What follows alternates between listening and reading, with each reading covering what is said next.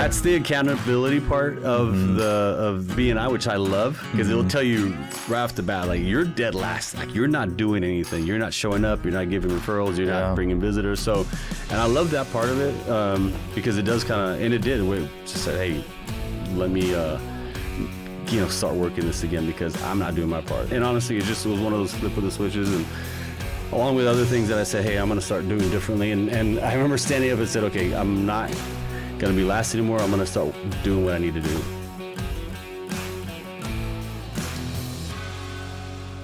Dude, what a setup. I know, man. This thing is sweet. Have you ever done one in like this? No. Like this? We were trying to, whenever I was doing the other one, I was at a barber shop, and I was trying to set it up. Nothing like this, though. We had a janky arm. The microphone was good. It was a Sony, some microphone, Sony. It was good, but... When I saw this last week and they presented it to me, and they said, hey, well, if you want to do a podcast, come use our room. I was like, okay, let me go show you. And I was like, what? Is this where Joe Rogan does his? Right. It's pretty cool because I've never done this, and I was thinking of just having like a microphone or something simple. I didn't, and then the way this kind of was brought upon, I was like, okay, let's do it. So you're my first.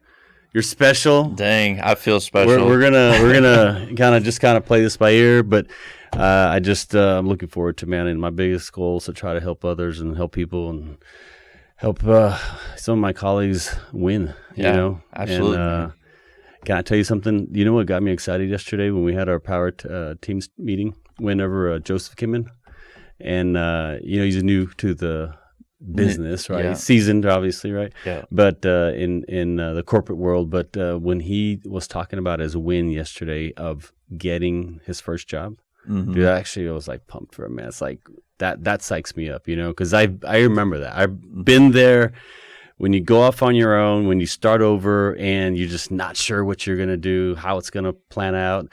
But when you get that one job or you get that one contract, it's just like, okay, good.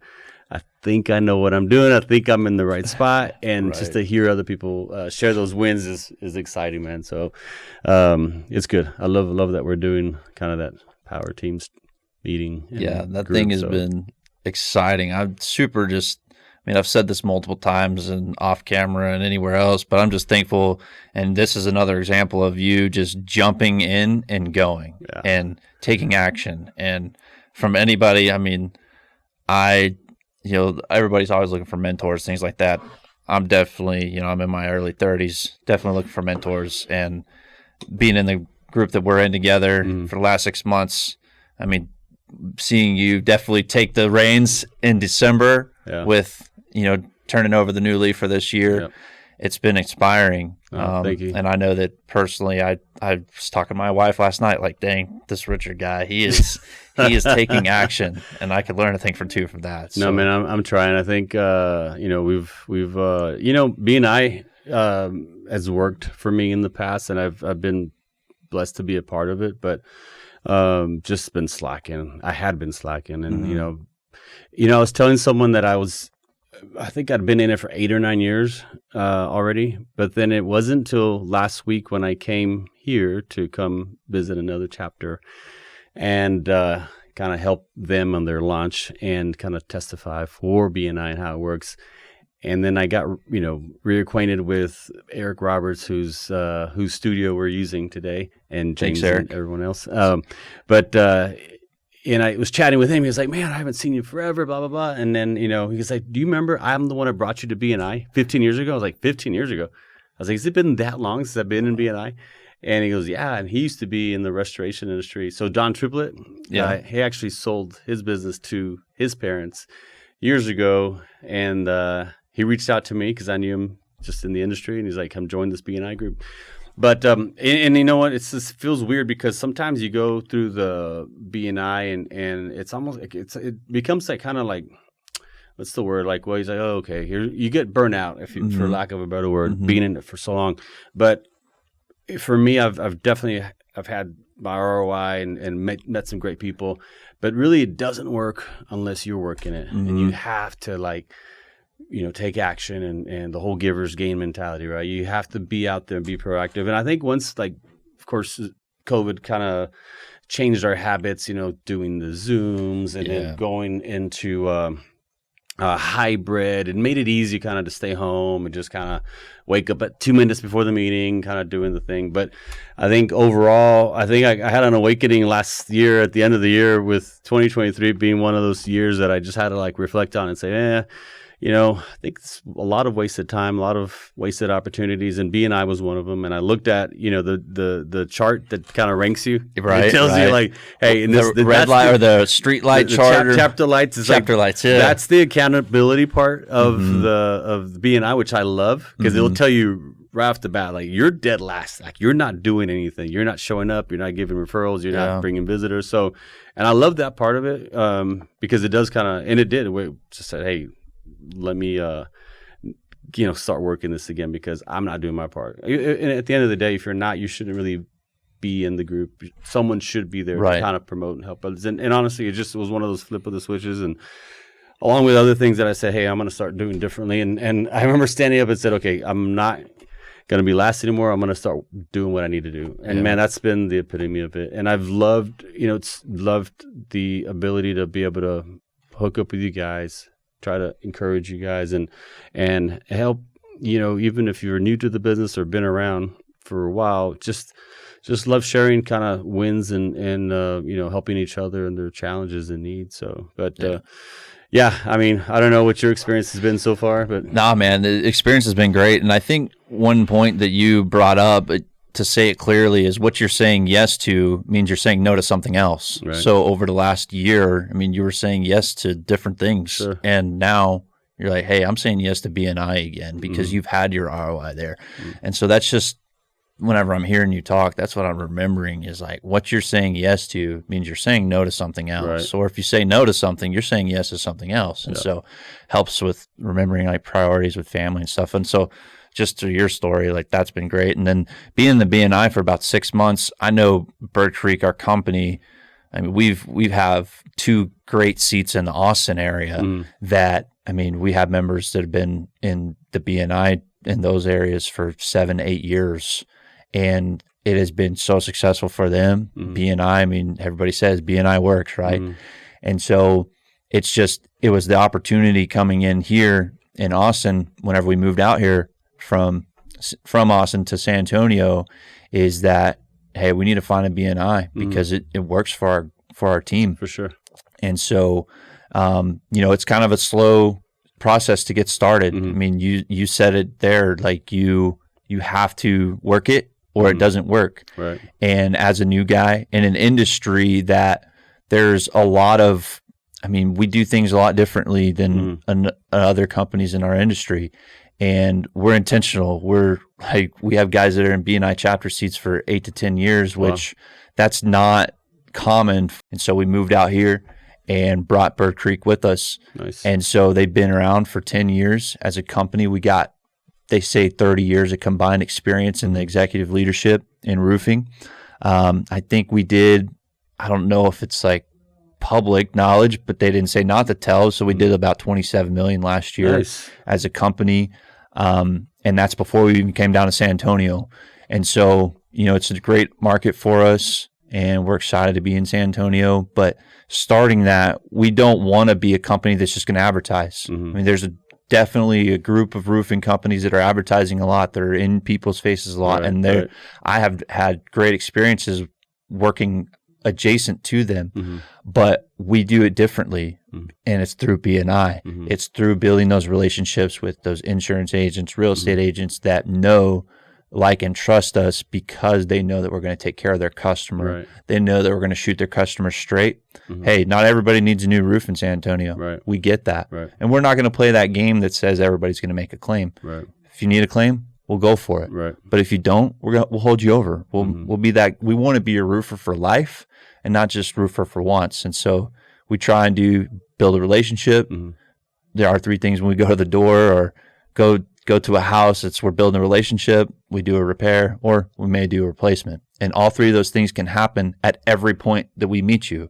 Because if we build that relationship, then eventually you may have a repair, or eventually, we're in Texas, everybody knows storms happen. Right. And so eventually maybe your one roof that you'll do in your whole life will be done with us. Right. I think roofing is kind of like the used car sales business. It's one of those industries that gets a bad rap because it does. I mean, you got so many fly-by-nights and to your point, people that just want to, get a deposit and go on to the next one and don't really look at kind of the start, the middle, and the end. I mean, how does that work with you, with your customers? Are you there throughout the whole process? Yeah. So basically, my role is basically customer service and consulting. And so I'm there from the very beginning where if a customer inbound lead, from BNI referral or I'm knocking a door, we're educating them from the get-go. Like, hey, we had a storm in this window. What was it like? Did you see granules on the ground? Did you see shingles blown off in the streets? So we're educating there. And then the next step, if the homeowner ends up filing a claim, then we encourage them to file the claim. And then whenever the adjuster comes out, we go out there with the adjuster. Gotcha. Now, the adjusters are the ones that are certified and qualified to make the claims like approval. Right. Roofers, none of us are adjusters. Right. As far as I know, there may be some out there, but that blows a hole through the roof. Pretty obvious. That's obvious. I mean, Ray Charles could see that. That's one of the guys on the team. Ray Charles could see that. Okay. So there's those things. But whenever there's instances where, hey, it's on the fence, but your roof is 20 years old, like if we can hold it over or if we have to hold it over, then we'll do that. But adjuster comes out. So back to the part, adjuster comes out. We go out there with the adjuster. What separates us is our company. The owner, I met him at church whenever I was coaching college baseball. He was hosting college athletes. So that's his heart. The guy that I'm working under was a worship minister, pastor for years at a church in Austin, who was also part of a band. Our number one salesman in the company is a state championship basketball coach in Washington. Wow. So we have coaches and ministers, and I used to teach. And so we have those types of people in our company who we don't like arguing with folks. Right. We're not going to go up. Now, we're going to stand up for our customers. Don't get us wrong. Right. But there's a dynamic whenever you're on the roof with that adjuster that you just want to make sure that the adjuster knows that you're there to take care of the customer, but you're not going to fight. You're not arguing. But do you ever find that some of the adjusters don't know what they're doing? Because I run across that a lot, and you would think most of them are pretty seasoned and they can, give good value to the replacement or legitimately say, hey, okay, this is a repair or not, and do you ever run across, butt heads with adjusters who maybe think differently than you? Right. And so, I mean, it's ultimately we know that the buck stops with the adjuster. Okay. And so with the company, our core values are generosity, optimistic, and driven. So optimism comes into play with those adjusters or those folks that are, they maybe just not seasoned, right?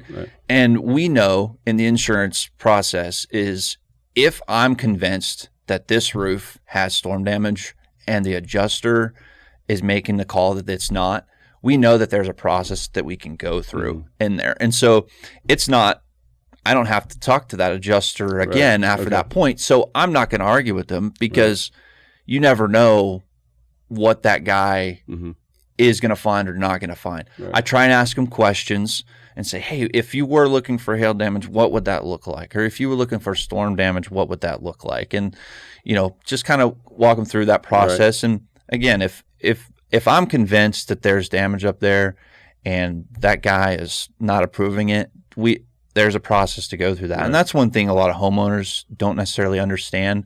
You have an adjuster out there without having a roofing contractor. So even if it's not us, having a roofing contractor up there on the roof with your adjuster just helps.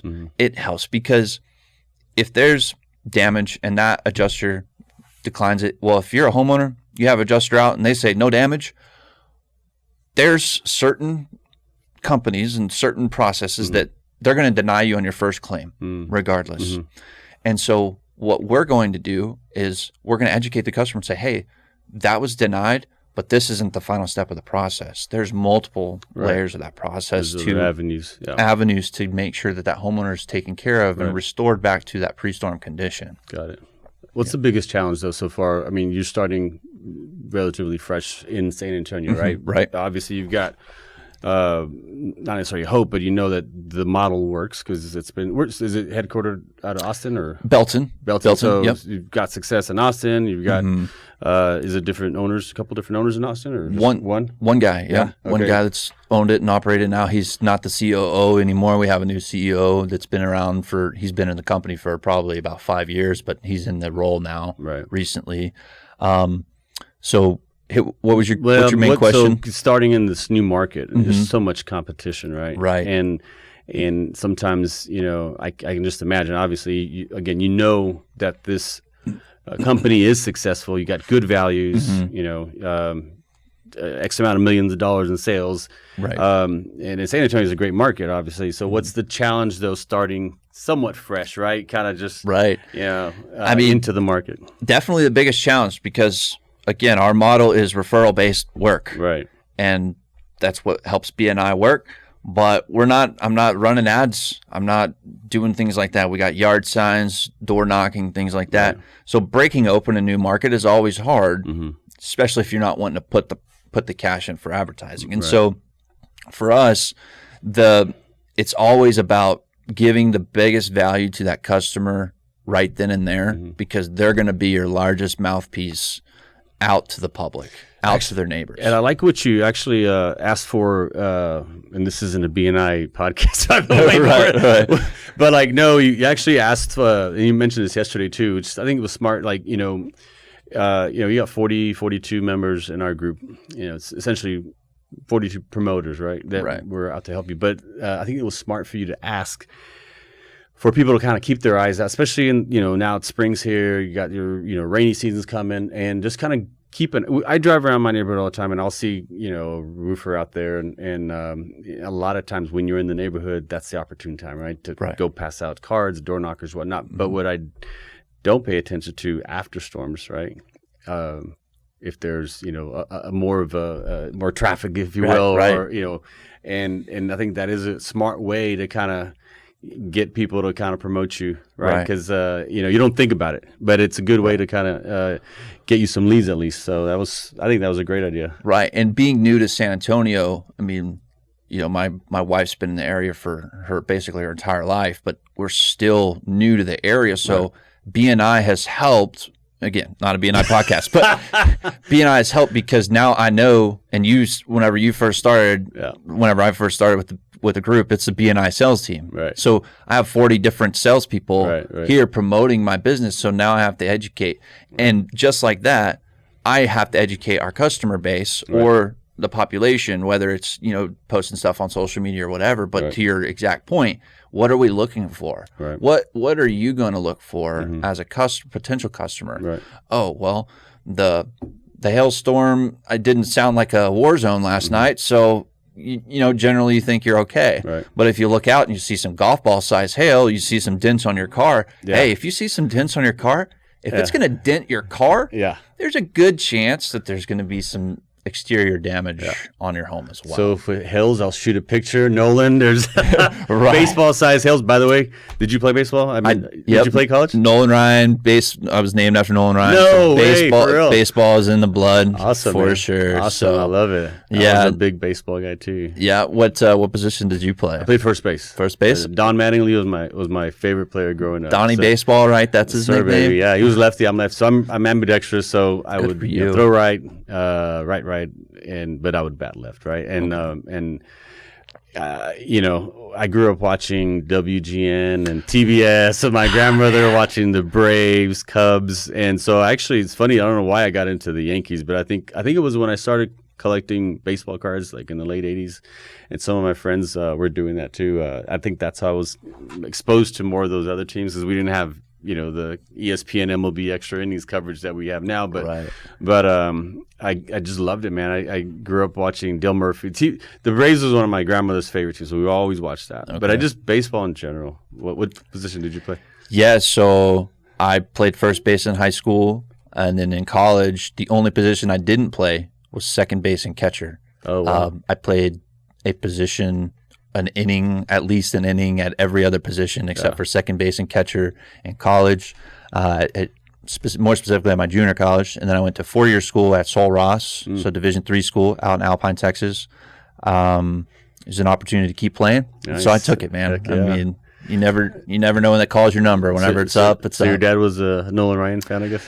So dad was a Nolan Ryan fan. Mom was more the Nolan Ryan fan. Okay. You could be calling me Mickey. If my dad would have won the argument, or how, I don't know exactly how it went down, but dad wanted Mickey. He said, "Oh, he's going to be big enough that it doesn't matter." And my dad is a 6'4", 260-pound man, big guy. He figured his son would be a big guy too. Yeah. And I'm 6'4" myself, 6'3 3/4", right? I've got a Nolan Ryan story. Okay, please. So my dad, I was born in Houston actually, and my dad would take me to the Astros games. I didn't live there long. I grew up in McAllen, South Texas, but being a big baseball fan, he would actually take me to the Astros games. And so that was when Nolan Ryan was pitching. I'm not great for years, but maybe mid-'80s. I don't know, it's maybe 12, 13, 14. Okay. And so we get there. We would always go before the games early to kind of get autographs or stay after. And Jose Cruz played back then. But Nolan Ryan was warming up on the first baseline. And there's just a ton of fans just kind of just waiting for him to come over to hopefully get his autograph. So sure enough, he comes and starts walking over, and he walks right to me. And I have a ball and a pen. And he's looking for a pen, so I reach out. He grabs my pen, and he starts signing other people's memorabilia. Mm-hmm. And he starts walking away from me down the first baseline, and I'm like, I'm looking at him, and then he kind of yells out, "This is my last autograph." And I'm like, "Dang it!" And I look back, and then he goes, "Hey, who gave me this pen?" So he ran back towards me, and he signed my baseball. Nolan Ryan. Where that baseball is, I don't know. Oh, dude. I kick myself in the butt all the time, but I remember that vividly. Though it was like one of the best memories of going to those baseball games. That my dad we used to go all the time, and it was just fun. I just grew up playing baseball and collecting cards and whatnot. I just enjoyed it. Like I said, never got to play in college, but. And then what's cool is like just, do you have any kids? Not yet? No kids yet. Not yet? No kids yet. So I think that'll be the exciting time once you start having kids and taking them out and having them enjoy baseball. I meant to ask you though, because I know you mentioned this a few weeks ago. You're going to Greece?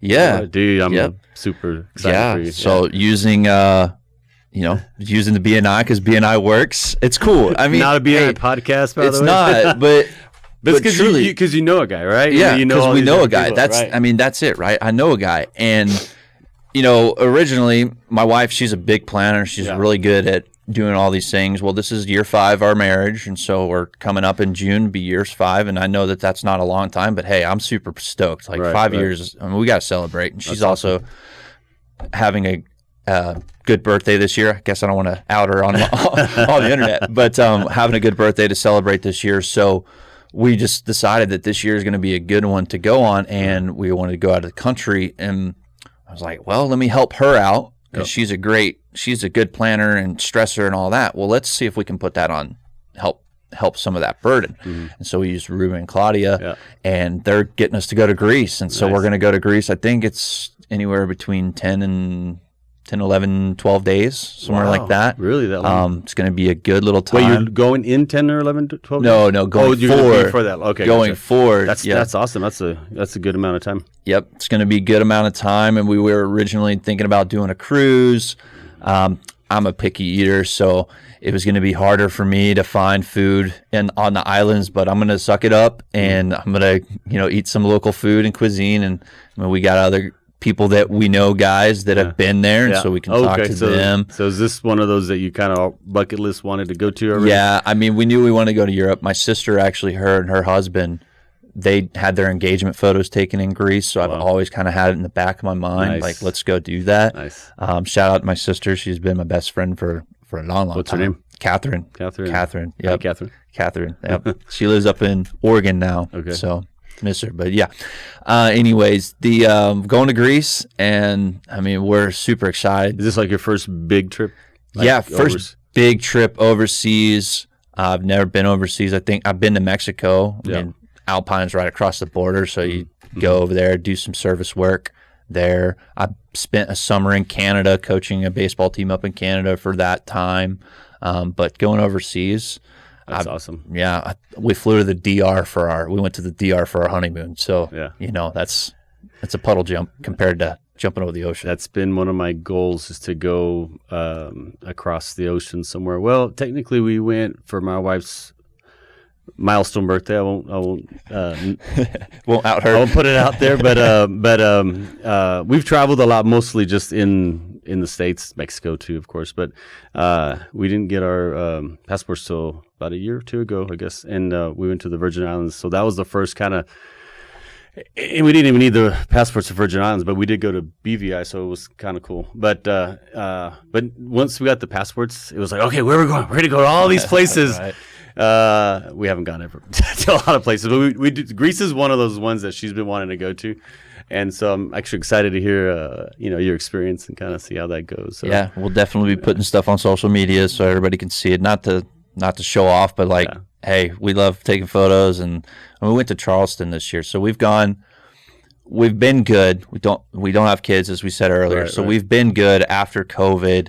We went to Chicago. Okay. I'm a big Cubs fan. So when you said WGN, man. I've been there. I saw Sosa, and he was playing against, this was in 2000. I remember this vividly because, and I remember the year specifically because that year we also went to go see, my brothers went with me when they were little. We went to go see Gladiator at the theater there, and they came out in 2000. But anyway, I saw Sosa there at the Wrigley Field, and he was against Will Clark from the 49ers. I mean, not 49ers. The Giants. Giants. Yeah, San Francisco. Smooth swing, and that was a good game. Oh my gosh. Yeah. That's Chicago, right? Yeah. I've loved, at least from the outside, have loved Chicago. I mean, of course you hear your things, but every town's got it. And so we went to Chicago for a long weekend. I think it was about 5 or 6 days.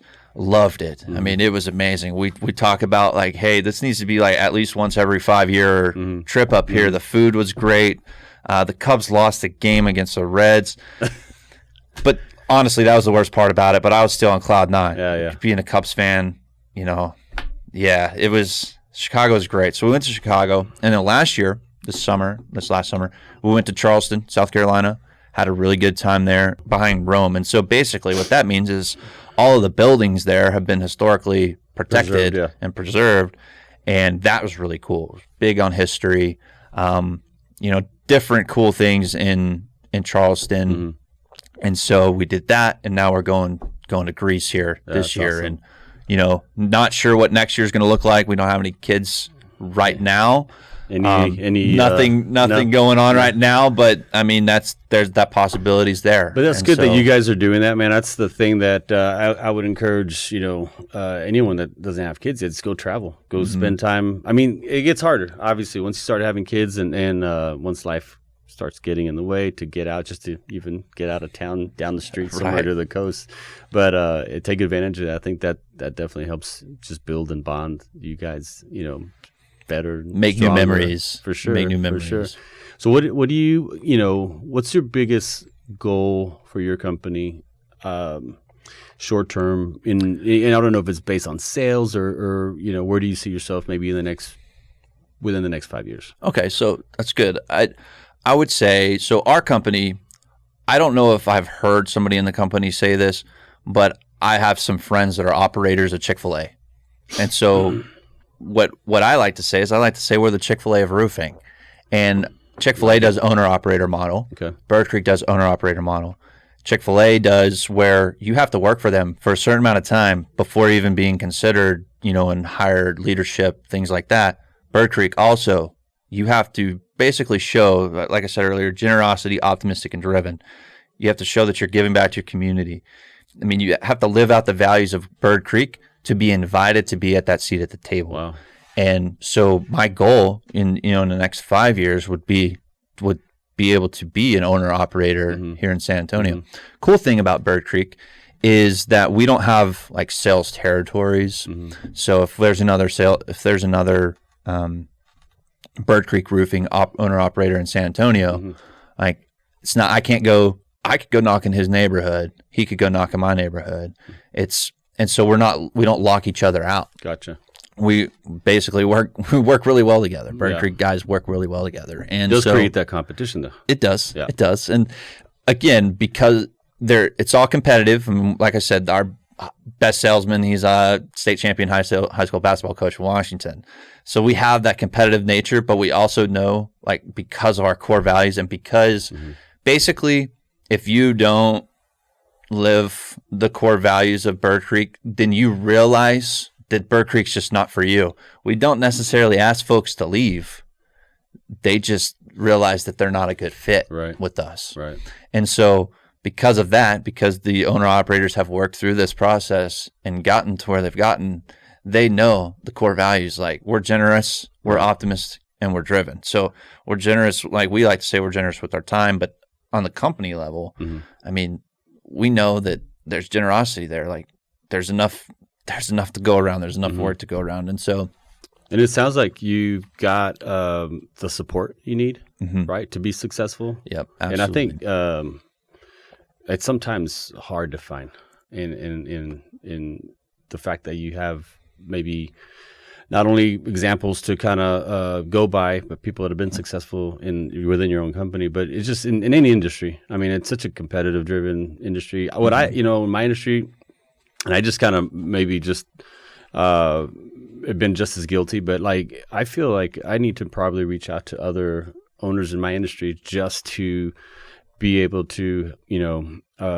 just, hey, bounce ideas off each other. Where are we at?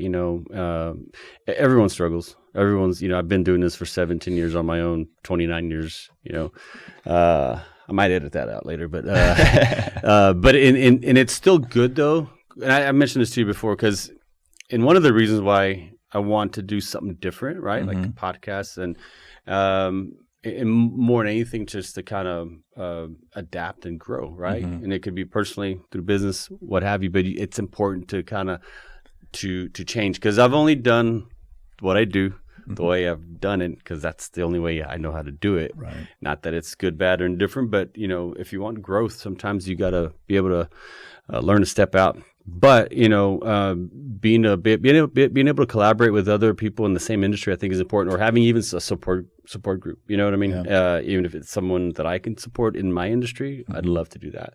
Yeah. And at least you've got a good foundation. I love the fact that you got core values. I think that's huge in any business. If you don't have that, vision, that foundation, it's gonna be good for you to be able to weed out the people that really don't belong. To your point. Yeah. So.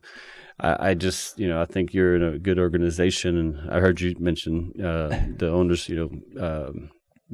obviously pretty faithful. And I was going to ask you, I don't know if you remember, Tom did his presentation, BNI. Here you go, BNI. But I loved when he had his game-changing moments in life.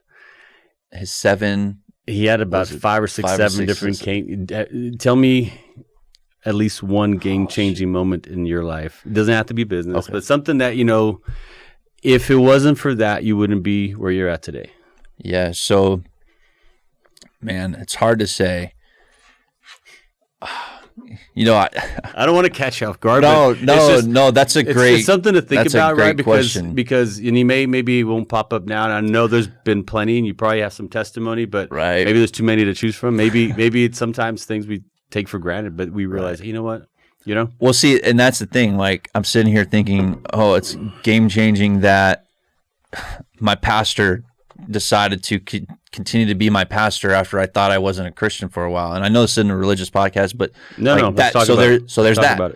But there's that, and then there's meeting my wife, and then there's I was going to be a teacher, and so I got the job of being a teacher, and then before that I was going to be a coach, and so all of those things are like, okay, well, of course I have to talk about my wife, things like that, or of course I have to talk about religion, but I'm just like trying to figure out, man, the game-changing moment. I think part of it was principle, like, hey, I'm not coming back. I do not like letting people down. They have expectations. I know that my students love me, my teachers love, or my coworkers love, and I really am not saying that, like, just the personality that I have. If you met me, I feel like you're loyal. I'm loyal, and I want the environment to be a great environment for you to be in. Right. And my kids love that. Right. My students love that. Right. And so knowing that I had great or people that wanted me to be there, and me telling them that I was leaving was so hard. But that was game changing, because that started this me kind of confronting uncomfort. Right. And so there's these moments, there's just life checkpoints that come up where you confront the discomfort or you walk away from it. And it happens every day in business. I mean, I remember my first roof that I had put on. We had found a guy to do the tape and float inside, and he's a guy that Bird Creek has been using for a long time. But he comes in and he says, "Hey, Nolan, I think we got the wrong colored paint here." And I'm just like, okay, well, what do we do? And the homeowner, she actually was renting her home as an Airbnb. And so there was a time crunch because she blocked it off for a day. So I hair dryers and we blew dry the paint on the wall, and it was good to go. And that customer was just so thankful, right? But that, again, so those moments, you said game-changing moments, it's those moments of confronting the discomfort of what's going on. And I'm not perfect at it. I people in my life, my wife knows I'm not the best at confronting discomfort. But whenever you take that chain and you're able to just take that step, leap of faith, whatever you want to call it, and go forth through that discomfort, you see on the other side the growth.